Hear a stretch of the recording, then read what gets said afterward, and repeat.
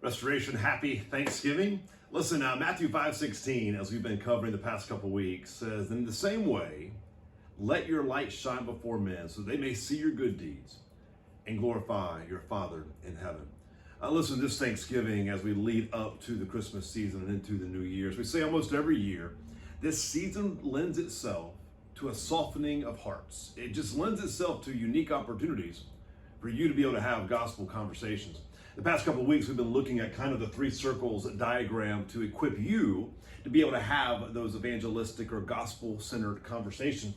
We've talked about how no matter who you meet, when you meet your neighbors and their brokenness, whether that's your coworkers, whether that's your family, maybe your family today at a Thanksgiving dinner table, we're going to engage with people in our brokenness and in their brokenness.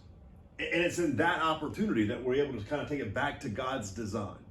That God never intended for you or for your neighbors to be going through whatever they're going through. That was never his plan, right? But sin entered the world and that broke God's design. That leads to brokenness in all types of manifestations, whether it's lying or addiction or whatever, divorce, it goes on and on. Marriage conflict, relation conflict. Brokenness is the result of sin in this world. But God would send us Jesus Christ, his son, to pay the penalty for that sin that broke our relationship.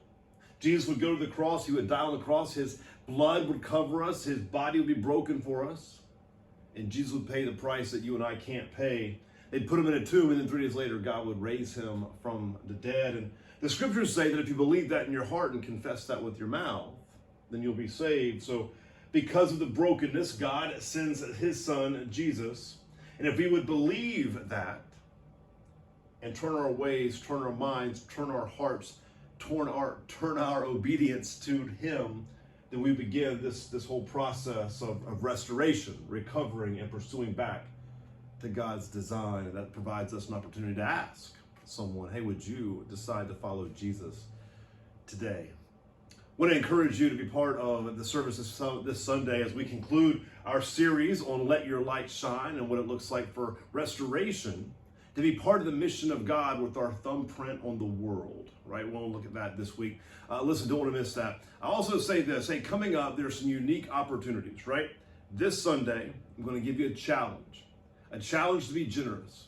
With Giving Tuesday coming up, right, 5 days from today, I want to give you an opportunity to be generous and to give an end-of-the-year gift above and beyond your normal tithes and offerings that would go directly to our missions fund.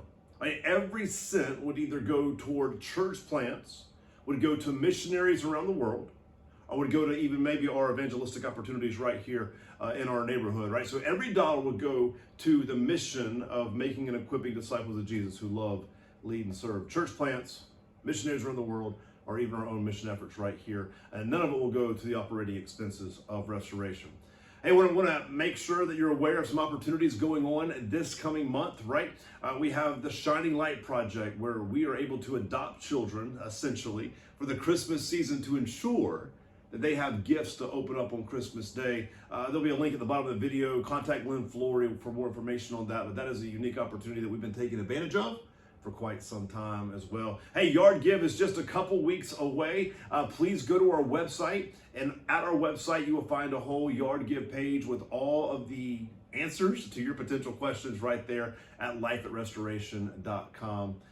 Continue to be generous, church. Continue to love your neighbor. Be praying for those 3 people who are far from God but close to you, and that God would use you as an agent of restoration this holiday season. Love you, church. Be on mission, and see you on Sunday.